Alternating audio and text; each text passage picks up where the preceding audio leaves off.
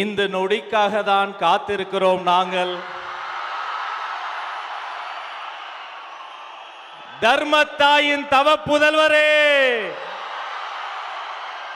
தமிழக வெற்றி கழகத்தின் தலைவா, தலைவா வா, தலைமை ஏற்க வா, தலைமை உரைத்தா. தமிழக வெற்றி கழகத்தின் தலைவர் வேலூரில் இதோ உங்கள் முன்னால்.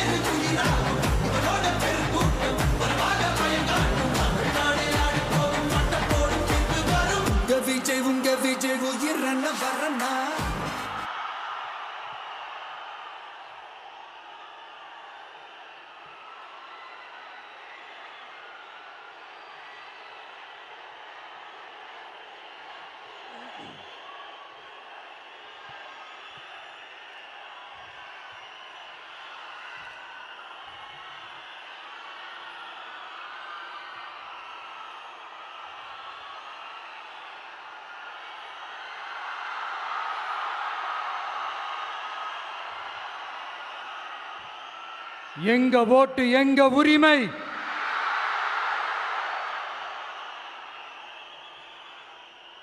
எங்களை யாரும் விலைக்கு வாங்க முடியாது.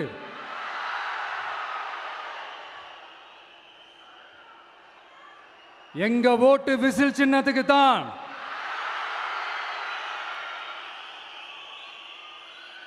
யாரையும் நம்பி ஏமாற மாட்டோம். எங்க வார்த்தையிலிருந்து மாற மாட்டோம். இது நிஜம். தேங்க்யூ.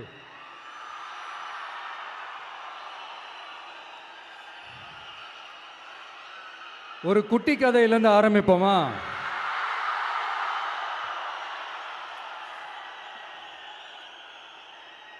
ஒரு பெரிய ஊரு, ஒரு 4 ரோடு ஜாயிண்ட் ஆகிற மாதிரி ஒரு ஜங்ஷன், ஒரு பிஸியான ஏரியா, ஆள் நடமாட்டம் அதிகமாக இருக்கக்கூடிய ஒரு ஏரியா. அங்கே சென்டரில் ஒரு முரட்டு ஜல்லிக்கட்டு காலை ஒன்று நின்றுட்டு இருக்குது.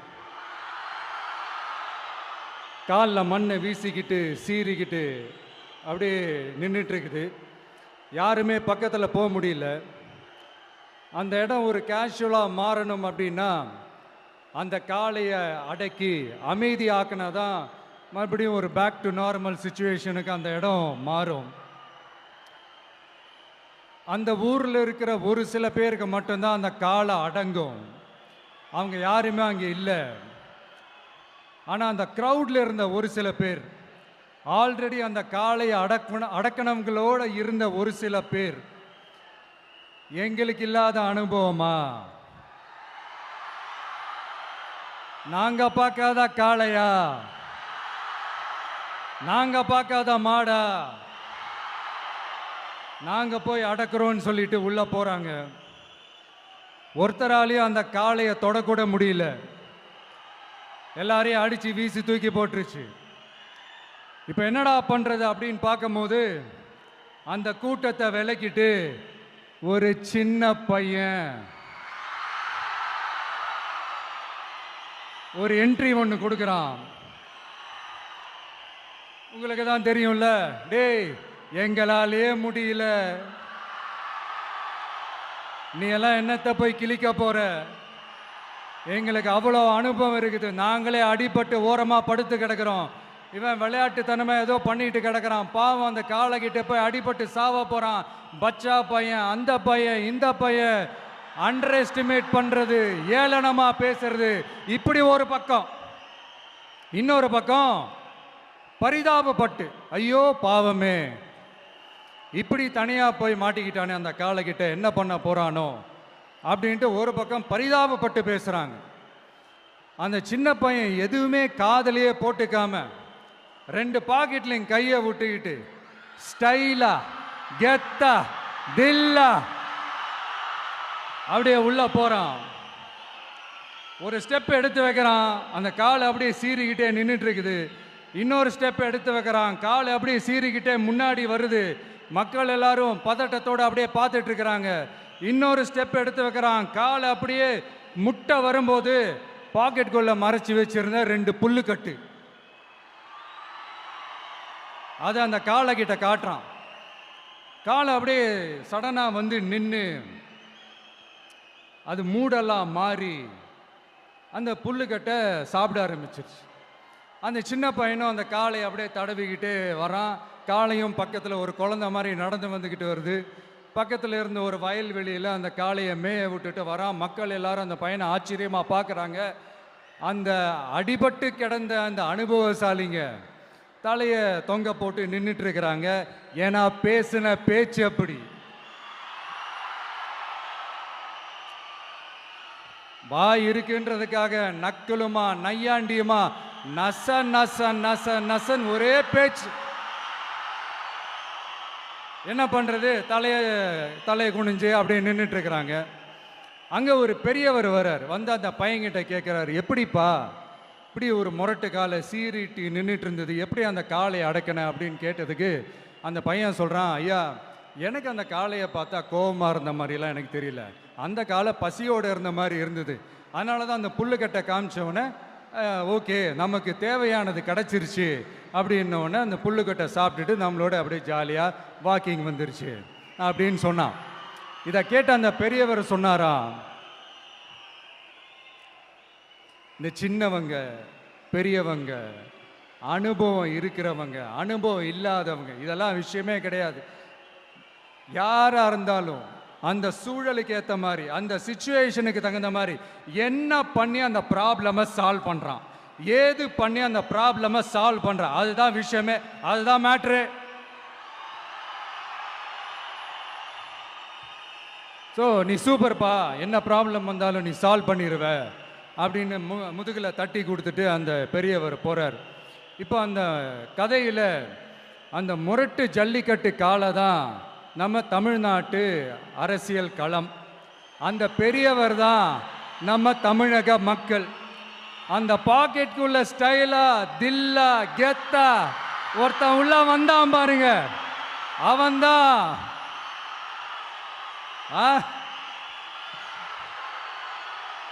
நான் இல்லைங்க, நான் இல்லை, நானு நீங்க நாம எல்லாருமா சேர்ந்து மாபெரும் மக்கள் சக்தியா இருக்கக்கூடிய நம்ம டிவிக்கு,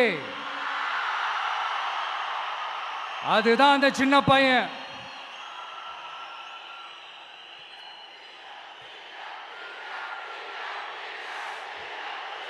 தேங்க்யூ தேங்க்யூ தேங்க்யூ.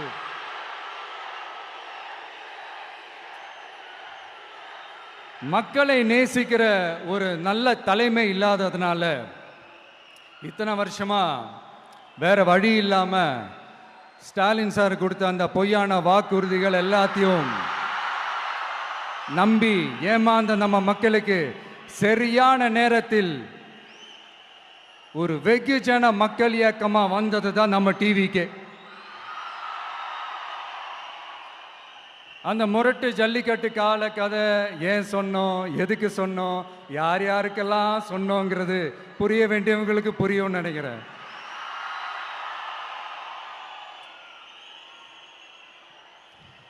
இப்போ நாம ஒவ்வொரு வீட்டில் உயிரா உணர்வா இருக்கிறோம். ஆனால் நான் உங்க எல்லாரையும் நேரில் சந்திக்கணும், நீங்கள் இருக்கிற ஊருக்கே உங்களை சந்திக்கணும் அப்படின்றது தான் எனக்கு மனசில் இருக்கிற ஒரு பெரிய ஆசை.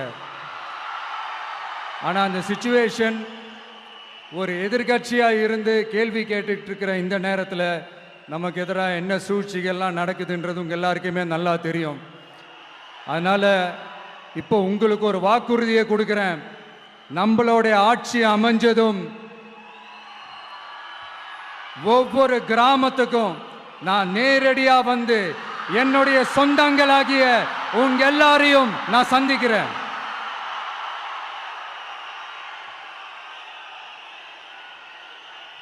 கொஞ்ச நாளைக்கு முன்னாடி நம்ம ஸ்டாலின் சார் ஒரு உருட்டு ஒன்று உருட்டினாரு, நீங்கள் கேள்விப்பட்டிருப்பீங்க. இப்போ வரப்போகிற எலெக்ஷன் எதுக்கான எலெக்ஷன்? நம்ம சட்டமன்றம், தமிழ்நாடு சட்டசபைக்கான ஒரு தேர்தல் இல்லையா? இதே தமிழ்நாட்டுக்கும் டெல்லிக்குமான ஒரு எலெக்ஷன் அப்படின்னு சொல்கிறாங்க. இன்னும் கொஞ்சம் மேலே போய் தமிழ்நாட்டுக்கும் என்டிஏவுக்குமான ஒரு எலெக்ஷன் அப்படின்னு சொல்கிறாங்க. என்ன சார், டெல்லியில் ஏதாவது நிற்க போகிறீங்களா? அப்புறம் ஏன் தமிழ்நாட்டுக்கும் டெல்லிக்குமான ஒரு எலெக்ஷன் சொல்கிறீங்க? அப்புறம் இது ஏதாவது பார்லிமெண்ட் எலெக்ஷனா? பிரதமர் பதவிக்கு ஏதாவது போட்டி போடுறீங்களா? அப்புறம் ஏன் அதை தமிழ்நாட்டுக்கும் என்டிஏவுக்குமான ஒரு எலெக்ஷன் சொல்கிறீங்க? எங்களுக்கு புரியலையே சார், இது என்ன லாஜிக்னு எங்களுக்கு புரியலையே. எந்த எலெக்ஷனை எப்படி டீல் பண்ணணும், எப்படி ஹேண்டில் பண்ணணுன்றது நம்ம தமிழ்நாட்டு மக்களுக்கு தெளிவாக தெரியும். நம்ம தமிழ்நாட்டு மக்கள் மாதிரி ஒரு தெளிவான மக்களை நீங்கள் பார்க்கவே முடியாது. சூப்பர் கிளாரிட்டியோட சூப்பர் மக்கள் சார் நம்ம மக்கள். இந்த போருக்கு போகிறதுக்கு முன்னாடி தான் இந்த படை பரிவாரங்களோட போவாங்கன்னு கேள்விப்பட்டிருக்கிறேன். ஆனால் நீங்கள் என்னடானா இந்த ஒன்றுத்துக்கும் உதவாத இந்த பால் டப்பாவை உருட்டிக்கிட்டு இருக்கீங்களே சார். உண்மையிலே இந்த எலெக்ஷன் எதுக்கான எலெக்ஷன் சொல்லட்டுமா? தமிழ்நாட்டு மக்களுக்கும் ஊழலுக்கும் நடக்கிற போர், தமிழ்நாட்டு மக்களுக்கும் லஞ்சத்துக்கும் நடக்கிற போர், தமிழ்நாட்டு மக்களுக்கும் இந்த நிர்வாகத்தை சரியா செய்யாத இந்த திமுக அரசுக்கும் நடக்கிற போர், அதாவது தமிழ்நாட்டு மக்களுக்கும் உங்க ஆட்சிக்கும் நடக்கிற போர், தமிழ்நாட்டு மக்களுக்கும் ஸ்டாலின் சாருக்கும் நடக்கிற போர். இன்னும் சுருக்கமா சொல்லணும்னா விஜய்க்கும் ஸ்டாலின் சாருக்கும் நடக்கிற போர்.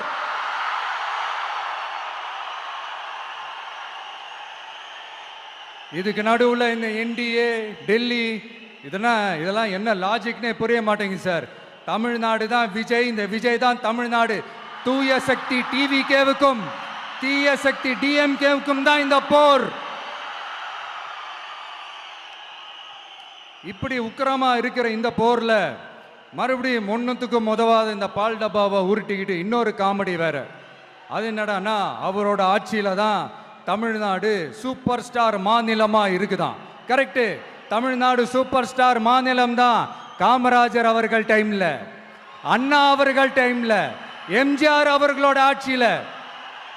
இன்னைக்கு ஒன்னுத்துக்கும் உதவாத இந்த உல்டா மாடல் ஆட்சியில தமிழ்நாடு சூப்பர் ஸ்டார் மாநிலமாலாம் ஒண்ணு இல்ல, சூப்பர் ஸ்டாண்ட் அப் காமெடிக்காரர் நடத்துற மாநிலமா மாறிடுச்சு.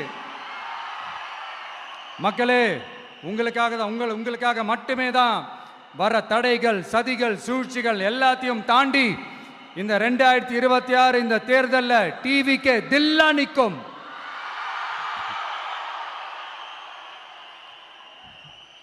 இதுவரைக்கும் நடந்த எலெக்ஷன் வேற, இப்ப நடக்க போற எலெக்ஷன் வேற. ஒவ்வொரு 5 இயர்ஸுக்கும் நடக்கிற எலெக்ஷன் மாதிரி இதை நினைச்சிடாதீங்க. 50 வருஷத்துக்கு ஒரு வாட்டி நடக்க போற ஒரு எலெக்ஷன் மாதிரி இது. அதிசய எலெக்ஷன். ஒரு எலெக்ஷன்ல அவங்களோட எதிரிகளை தான் எதிர்ப்பாங்க, அப்படிதான் எதிர்ப்பாங்க, அதுதான் யதார்த்தமும் கூட. ஆனா இந்த எலெக்ஷன்ல தான் ஒட்டுமொத்தமா எல்லாருமா சேர்ந்து ஒருத்தனை எதிர்க்கிறாங்க. ஒட்டுமொத்தமா எல்லாருமா சேர்ந்து இந்த விஜயை எதிர்க்கிறாங்க. ஏன்னா இந்த விஜய் ஊழலை எதிர்க்கிறான், லஞ்சத்தை எதிர்க்கிறான், மக்களோட மக்களா நிக்கிறான். அந்த மக்கள் அவன் கூட நிக்கிறாங்க. அந்த காண்டு எப்படி? அந்த காண்டு தான் ஒட்டுமொத்தமா எல்லாருமா சேர்ந்து ஒருத்தனை எதிர்க்க காரணம். நீங்க எப்படி வேணா எதிர்த்துக்கங்க, ஆனா போட்டி 2 பேருக்கு நடுவுல தான். ஒண்ணு இன்னொன்னு.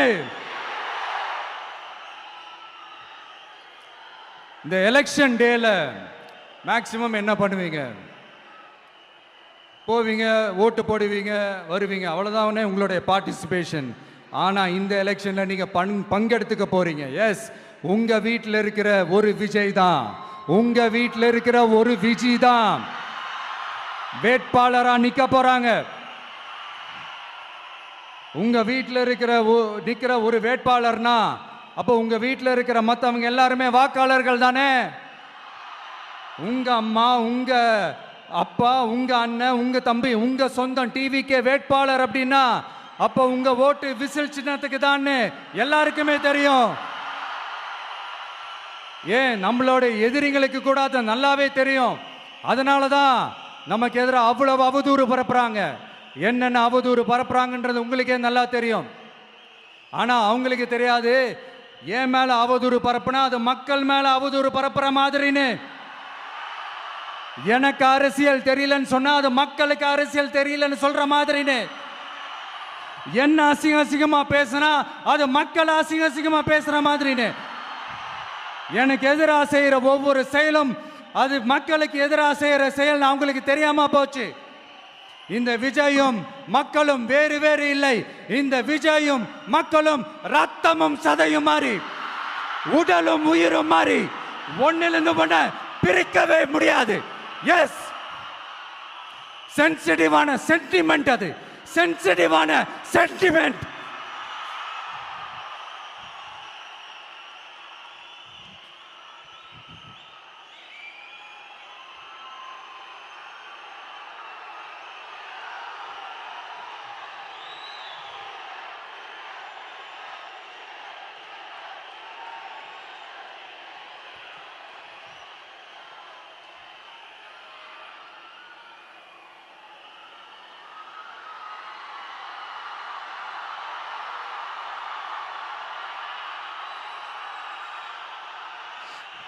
நான் சாரி, இதை யாரும் அசைக்க முடியாது. மக்களை நேசிக்கிற விஜய் வேணுமா, மக்கள் விரோத ஆட்சி நடத்துற ஸ்டாலின் சார் வேணுமா? இந்த விஜய் நம்புறீங்களா, ஸ்டாலின் சார் நம்புறீங்களா? Proof, this is the proof.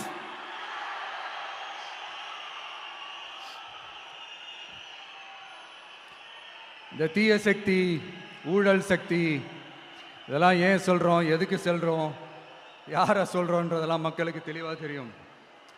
அதே மாதிரி டிவிகேவுக்கு போட்டி டிஎம்கே தான்றதும் மக்களுக்கு தெளிவாக தெரியும்.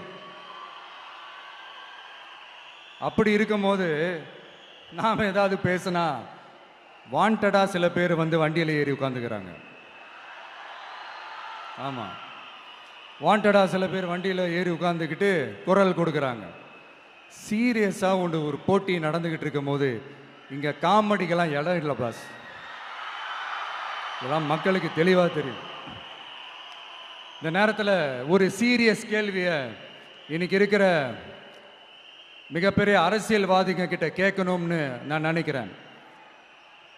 நீங்கள் அரசியலுக்கு வர்றதுக்கு முன்னாடி உங்ககிட்ட இருந்த சொத்து எவ்வளோ? அரசியலுக்கு வந்ததுக்கு அப்புறம் இன்னைக்கு உங்ககிட்ட இருக்கிற சொத்து எவ்வளோ? அதை ஓப்பனா டிக்ளேர் பண்ண முடியுமா?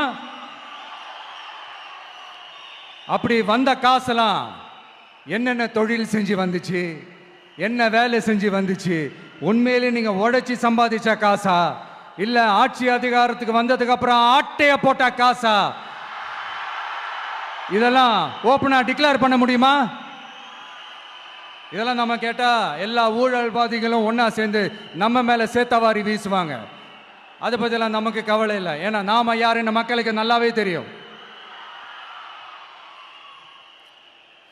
எனக்கு ஒரு புது ஃப்ரெண்ட், புது நண்பர் ஒருத்தர் கிடைச்சிருக்காரு. யார் தெரியுமா? தெரியாதா? முதல்வர் அவர்கள் தான். இப்போ ஒரு நிருபர் ஒருத்தர் கேட்ட கேள்விக்கு எனக்கு எதிரிகள்லாம் யாரும் இல்லை, அவங்க எல்லாருமே எனக்கு நண்பர்கள் தான் அப்படின்னு சொன்னாங்களே. அப்படி நாங்கெல்லாம் உங்களுக்கு நண்பர்கள்னா அப்புறம் ஏன் சார் கரூர் விஷயத்துல ஏன் மேல பழி தூக்கி போட்டீங்க?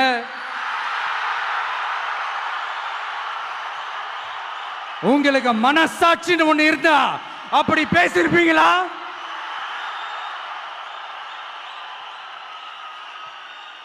அப்படி நாங்களாம் உங்களுக்கு நண்பர்கள்னா ஒரு ஈவெண்ட், ஒரு ஃபங்க்ஷன் நடத்துறதுக்கு ஒரு இடமோ ஒரு பர்மிஷனோ ஏன் கொடுக்க மாட்டேன்றீங்க? எல்லாத்தையும் நீங்களே பண்ணிட்டு போற போக்கில் அப்படியே பொய்களா அடிச்சு விட்டுக்கிட்டு இருக்கீங்க. உங்களோட உண்மையான நண்பர்கள் யாருன்னு சொல்லட்டுமா? லஞ்சம், ஊழல், அரசியல் ஆதாயம், இதெல்லாம் தான் உங்களோட உண்மையான நண்பர்கள்.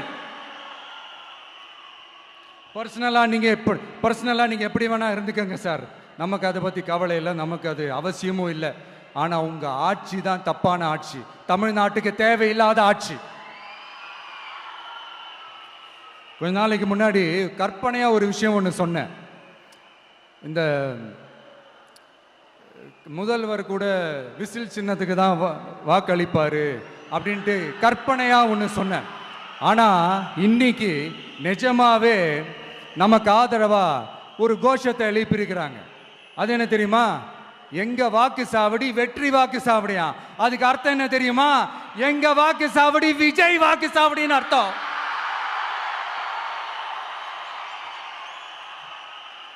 அது சரி, மக்களோட இந்த ஆதரவை பார்த்துட்டு அவர் அறியாமலே எப்படி பேசிட்டாரு என்னமோ தெரியல. 50 வருஷம் எக்ஸ்பீரியன்ஸ் அரசியல்ல, உண்மை என்னன்னு ஒத்துக்கிட்டு தானே ஆகணும்.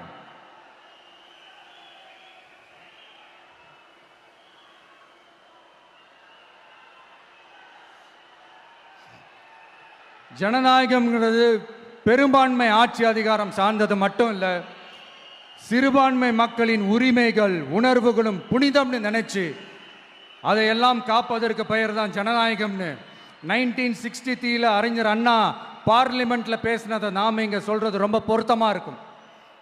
அறிஞர் அண்ணா சொன்னது தான் டிவிகேவோட நிலைப்பாடும். இந்த ஸ்டாண்ட்ல நாம 100% உறுதியா இருப்போம். யாருக்காகவும் எதுக்காகவும் இதுல சமரசமே கிடையாது. மதச்சார்பற்ற சமூக நீதி தன்மை தான் நம்ம அடிப்படை கொள்கைகள் ஒன்று. அதில் எந்த மாற்றமும் எப்பவும் கிடையாது.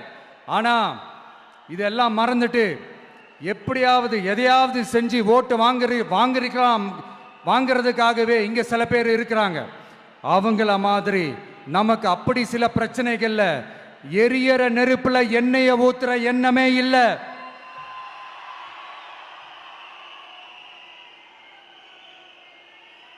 இங்க சில அரசியல் கட்சிகளும் சில அரசியல் தலைவர்களும் ஒரு சில நேரங்களில் அமைதியா இருந்தாலே போதும், ஒரு பிரச்சனையும் வராது.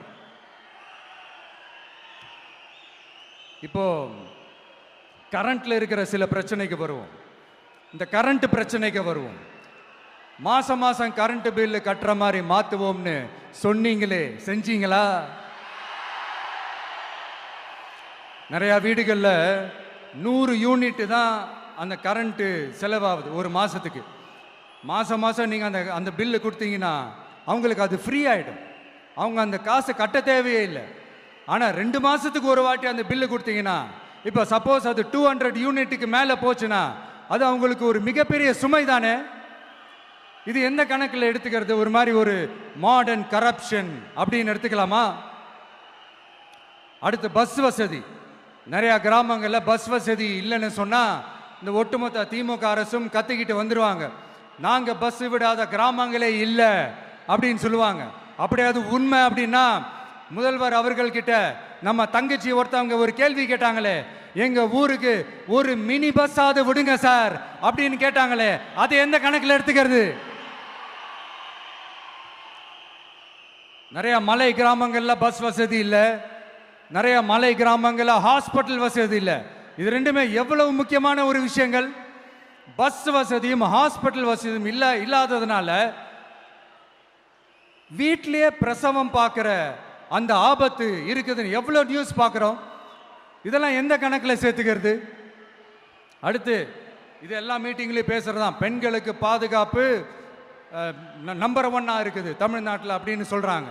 அப்புறம் அது என்ன வி சேஃப் மாடலா? பெண்கள் என்ன சொல்றாங்க தெரியுமா? அது வி சேஃப் மாடல் இல்ல, வி ஆர் நாட் சேஃப் மாடல்னு சொல்றாங்க. இப்படி இருக்கிறப்போ தமிழ்நாட்டில் எங்க போனாலும் பெண்களுக்கு பாதுகாப்பு அப்படியே கொட்டி கிடக்குதான். இப்படி சொன்னா எப்படி சார்? கேட்கறவங்க என்ன கேசரி சாப்பிட்றாங்க நினைச்சீங்களா?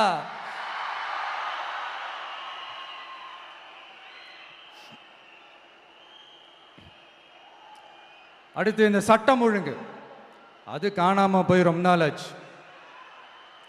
இவன் வேற, இந்த விஜய் வேற, எங்க போனாலும் இந்த மக்கள் கிட்ட இந்த சட்டம் ஒழுங்கை பத்தி பேசி ஞாபகப்படுத்திக்கிட்டே இருக்கான்னு முதல்வர் அவர்கள் அவங்க கூட இருக்கிறவங்க கிட்டலாம் சங்கடப்பட்டாராம். நாம் என்ன பண்றது? நாம தான் தமிழ்நாட்டோட விசில் ப்ளோயர் ஆச்சே. நாம் எப்படி சைலண்டா இருக்க முடியும்? நாமளும் கேள்வியா கேட்குறோம், ஆனால் பதிலெலாம் வந்த மாதிரியே தெரியல. இருந்தால் தானே வர்றதுக்கு, வச்சுக்கிட்டா வஞ்சனை பண்ணுறாரு. 5 வருஷமா பதிலே சொல்லாம அப்படியே கடந்து வந்துட்டாரு. ஆனா இனிமே அப்பெல்லாம் இருக்க முடியாது, பதில் சொல்லி ஆகணும். மக்களே, இந்த தீய சக்தி, இந்த அட்ராசிட்டிய ஒரு எண்டு கார்டு போடணும் அப்படின்னா அவங்கள சுவிட்ச் ஆஃப் பண்றது தான் ஒரே சொல்யூஷன். அதுக்கான ரிமோட் தான் வரப்போற எலெக்ஷன்.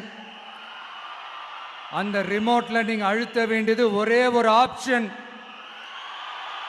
அதுதான் நம்ம விசில் சின்னத்தோட பட்டன்.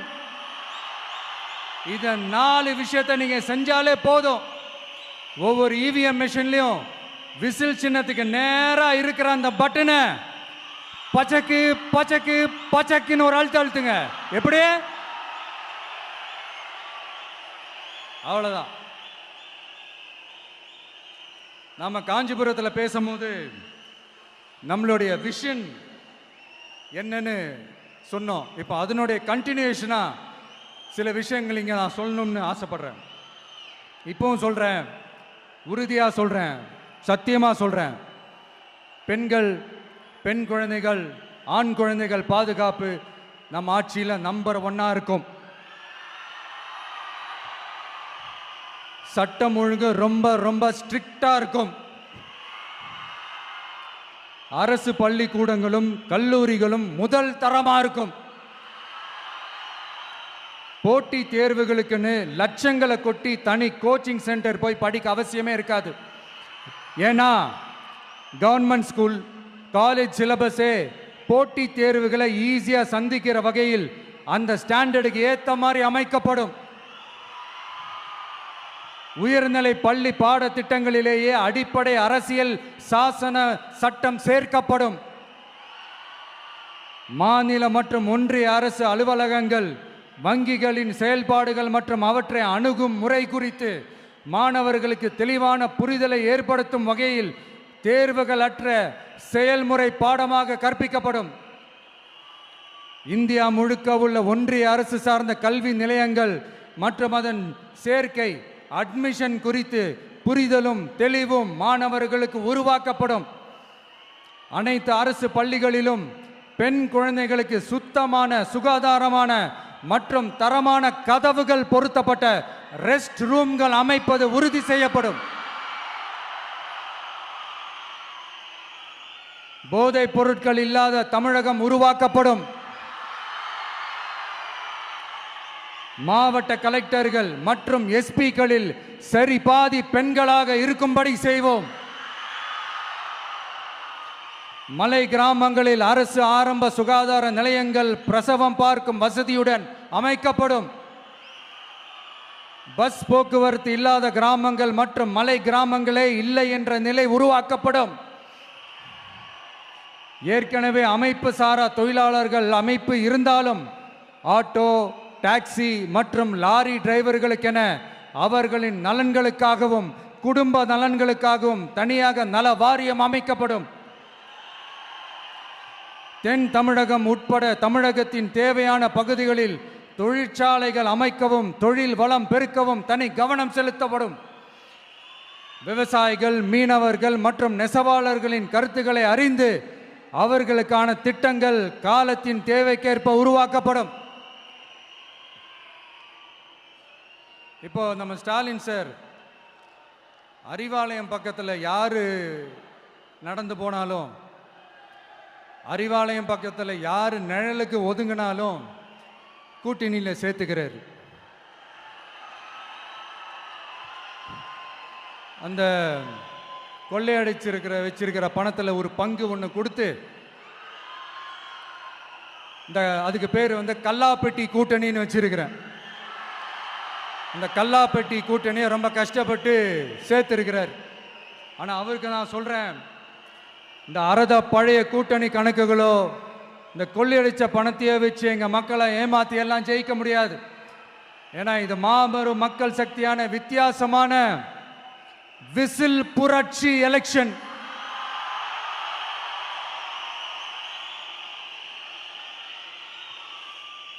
உங்களோட நான் இருக்கேன், நம்மளோட நம்ம மக்கள் இருக்கிறாங்க. இதுக்கு மேல என்ன வேணும்? கான்பிடென்ட்டா இருங்க, நல்லதே நடக்கும், வெற்றி நிச்சயம். மீண்டும் சந்திக்கும் வரை நன்றி, வணக்கம். என் நண்பர்களே, ஒரு சின்ன ரிக்வெஸ்ட். நான் திருப்பி இங்கிருந்து 4 hours சென்னைக்கு போகணும். தயவு செஞ்சு யாரும் என் வண்டிக்கு பின்னாடியோ என் வண்டி சைட்லேயோ பைக்கில் வராதிங்க. உங்களை நான் கெஞ்சி கேட்டுக்கிறேன்.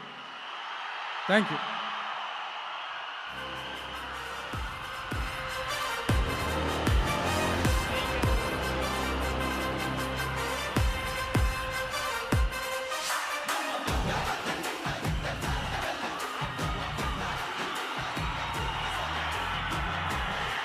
வெற்றி தலைவர் அவர்களுக்கு நன்றி.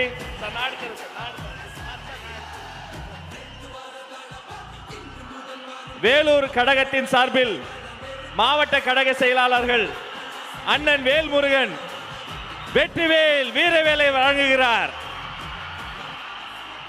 அவரோடு நவீன், வினோத் கண்ணன், இமுத்தியாஸ், தனசேகர் அத்தனை பேரும் சிறப்பு பரிசுகள் வழங்குகிறார்கள்.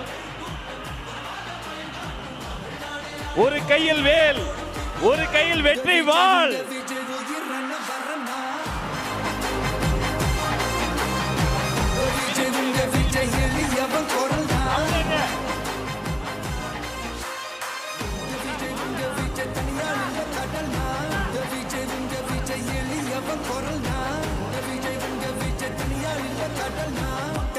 மன்னர்களை உனக்கு கட்ட வரனா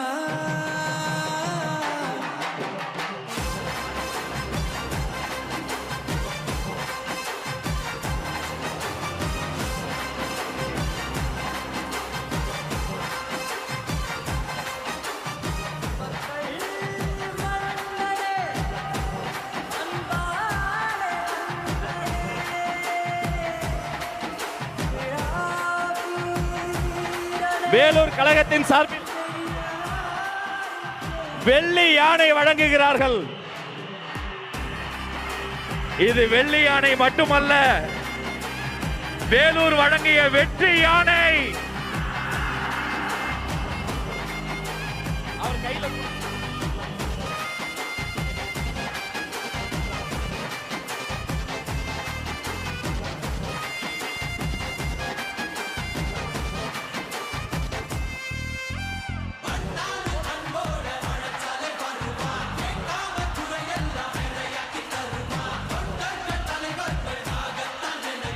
வேலூர் கழகத்தின் சார்பில் தங்க கோயிலும்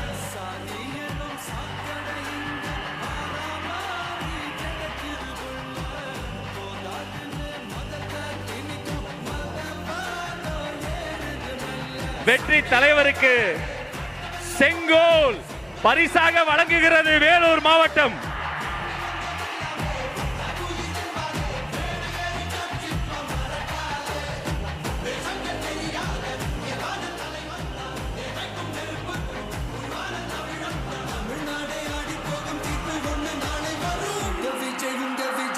நன்றி, நன்றி.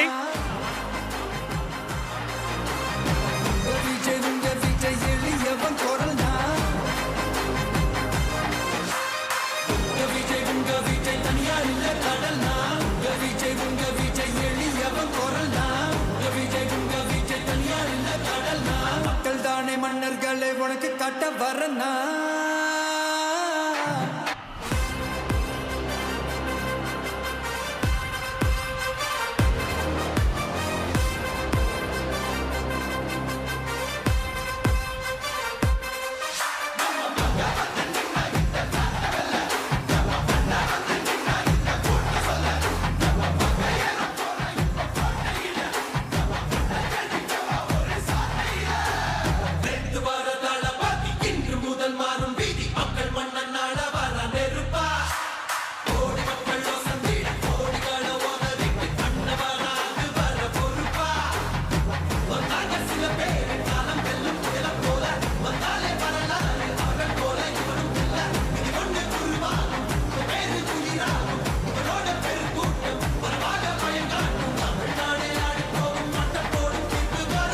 விஜய் உங்க விஜய் உயிர் வரனா